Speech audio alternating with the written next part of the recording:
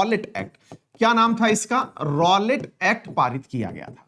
अच्छा, इस Rowlatt act के अंतर्गत मेरे प्यारे साथियों कहा जाता है बिना अपील बिना दलील वाला कानून था, यानी कि यहां ना तो कोई अपील होगी ना ही कोई दलील होगी। कहने का अर्थ क्या है? ना वकील ना दलील ना कोई अपील, अर्थात यहां पर किसी भी व्यक्ति को ब्रिटिश सरकार के द्वारा गिरफ्तार किया जा सकता था बिना किसी भी कारण के बताए। मान लीजिए आप सड़क से जा रहे हैं, आपको ब्रिटिश की जो पुलिस है उसके दो लोग मिलते हैं, आपको उठाते हैं और जेल में डाल देते हैं। इसे अंधा कानून भी कहा गया था।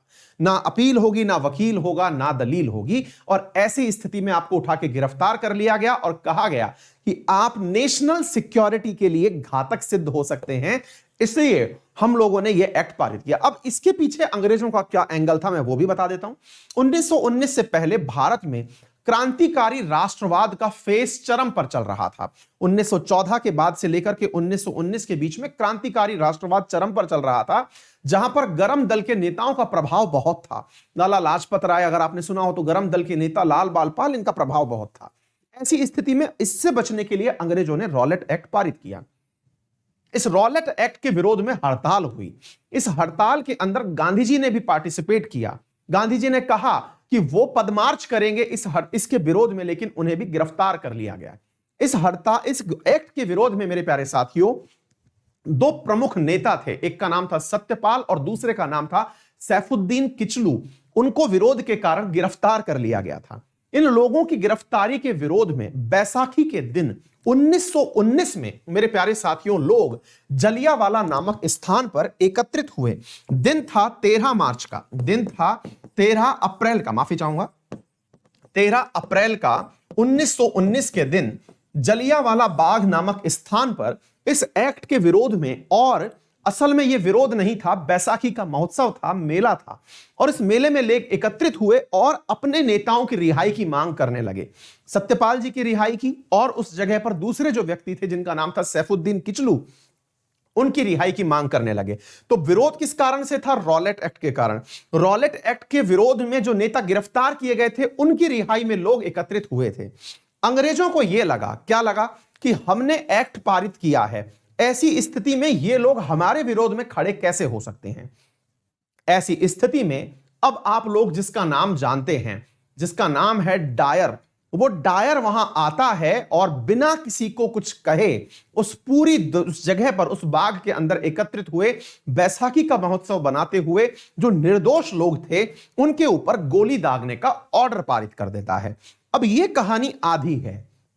इस कहानी के पीछे, क्योंकि ब्रिगेडियर डायर को आदेश देने वाला कौन था यह जानना बहुत जरूरी है। ऐसी स्थिति में मेरे प्यारे साथियों एक बहुत बड़ा मैसेकर होता है। 379 यानी 379 लोगों की आंकड़े हैं, इतने लोगों की जान चली गई, 1200 से अधिक लोग घायल हुए। उन्हीं घायल हुए लोगों में थे उद्यम सिंह। अगर आप जानेंगे तो ये उद्यम सिंह कौन है, तो ये उद्यम सिंह उस समय 19 साल के लगभग थे, 20 साल के रहे होंगे क्योंकि दिसंबर में पैदा हुए हैं, तो हां 19 साल इनकी उम्र थी।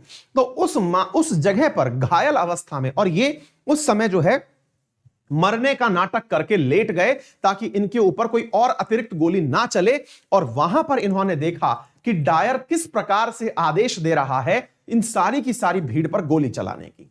उद्यम सिंह वहां से जब बाहर निकलते हैं, और बाहर निकल करके मेरे प्यारे साथियों फिर ये देश छोड़ करके बाहर चले जाते हैं। कहां जाते हैं? गदर पार्टी से मिलने। सोहनलाल भाकना के द्वारा 1913 में गदर पार्टी की स्थापना की गई थी, उससे मिलने के लिए ये लोग वहां चले जाते हैं और वहीं गदर पार्टी के साथ में एक्टिवली पार्टिसिपेट हो जाते हैं कि ब्रिटिशर्स से बदला लिया जाएगा। लेकिन यहां कहानी में दो डायर हैं। अब आपको यह जरूर समझना होगा, एक है ब्रिगेडियर डायर जिसने गोली चलाई, और एक है मेरे प्यारे साथियों ओ डायर। कौन है? O Dyer. ये याद रखिएगा, दोनों की स्पेलिंग में थोड़ा सा अंतर है, एक है ओ डायर और एक है किम सिंपल वाला डायर, ठीक है ना। ये जो डायर है ये गोली चलाया था, ठीक है। और ये कौन है? ये वो था जो उस समय पंजाब प्रांत का लेफ्टिनेंट गवर्नर था। कौन था? लेफ्टिनेंट गवर्नर था। इस लेफ्टिनेंट गवर्नर ने इस डायर को ही गोली चलाने का आदेश दिया था, क्योंकि डायर जो था वो तो केवल और केवल एक क्या था? मेरे प्यारे साथियों, वो केवल एक ब्रिगेडियर था, उसको चलाने का आदेश तो गवर्नर का था। तो ऐसी स्थिति में उधम सिंह ने कहा कि इस गोली चलाने वाले ने तो केवल अपने काम की पूर्ति की है, लेकिन तुम लोगों ने, यानी कि माइकल ओ डायर ने मारने का आदेश दिया और मैं तुम्हें मार करके ही इस पूरे की पूरी कहानी को समाप्त करूंगा। ऐसी स्थिति में मेरे प्यारे साथियों, ये उधम सिंह जो हैं, ये यहां से निकलते हैं, पहुंचते हैं कहां जाकर के, आप लोगों के मतलब यूएस के अंदर जो गदर दल की स्थापना हो रखी थी सोहन सिंह भाकना वाली, ये वहां पहुंचते हैं और वहां पहुंच करके फाइनली 1940 के अंदर ये चले जाते हैं ब्रिटेन। और 1940 में जाकर के ब्रिटेन में एक समारोह के अंदर माइकल ओ डायर उपस्थित थे और वहां माइकल ओ डायर पर 1940 में इन्होंने, उधम सिंह जी ने गोली चलाई और गोली चला करके उन्हें मार दिया गया। मारने के बाद में ये अपनी जगह से हिले नहीं, जब हिले नहीं तो इन्हें गिरफ्तार कर लिया गया, गिरफ्तार करके जेल ले जाया गया।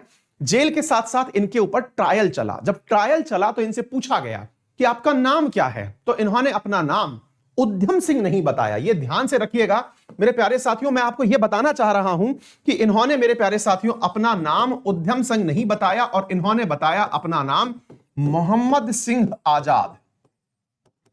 इन्होंने क्या नाम बताया? मोहम्मद सिंह आजाद। जब इन्हें जेल ले जाया गया, मतलब कोर्ट ने पूछा कि आपका नाम बताइए, नाम क्या है, क्या आप उधम सिंह हैं? बोले नहीं।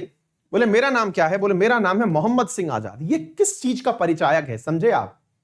सोचिए मेरे प्यारे साथियों, अपने देश के अंदर जो राष्ट्र प्रेमी थे उनका क्या लेवल था। आज हम लोग सेक्युलरिज्म की बात करते हैं, आज हम लोग मिलजुल के रहने की बात करते हैं। सोचिए जिसके सामने मौत खड़ी हो और वो उस समय भी देश की एकता की चर्चा करता हो, ये वाकई में राष्ट्रवीर हैं। इन्हें वाकई में हमें याद करना चाहिए।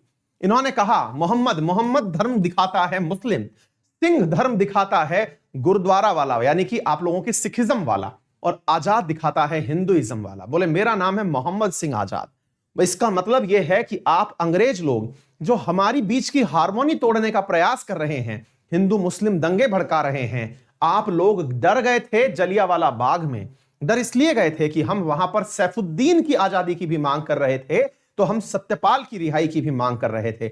मांग करने वाले सिख थे। तो ऐसी स्थिति में आप घबरा गए, आपके द्वारा डिवाइड एंड रूल की पॉलिसी काम नहीं कर पाई, इसलिए आपने वहां गोली चला दी ताकि हम सब लोग जो हैं वो आपसे भयभीत हो जाएं, और मैंने उसी का बदला लिया है। और फाइनली मेरे प्यारे साथियों, इनके ऊपर सुनवाई चली और इन्हें फांसी के तख्त पर लटका दिया गया। और इन्हें जुलाई में जाकर के मेरे प्यारे साथियों फांसी के तख्त पर लटका दिया गया। 31 जुलाई को इन्हें 1940 में फांसी दे दी गई थी। ये थे उधम सिंह, जिनके बारे में आपने सारी बातें सुन ली। तो ऐसी स्थिति में हमारे जितने भी जो पूर्वज रहे हैं या फिर हमारे राष्ट्रवीर रहे हैं, उन्हें हमें याद करना चाहिए और इतनी सम्मान के साथ में याद करना चाहिए। और वाइस प्रेसिडेंट ऑफ इंडिया ने इनके लिए मतलब ट्वीट भी किया था, और वर्तमान में इनकी मांग चल रही है कि पार्लियामेंट बिल्डिंग में इनका स्टैचू बनाया जाए, ऐसा इनके बारे में वर्तमान में मांग चल रही है।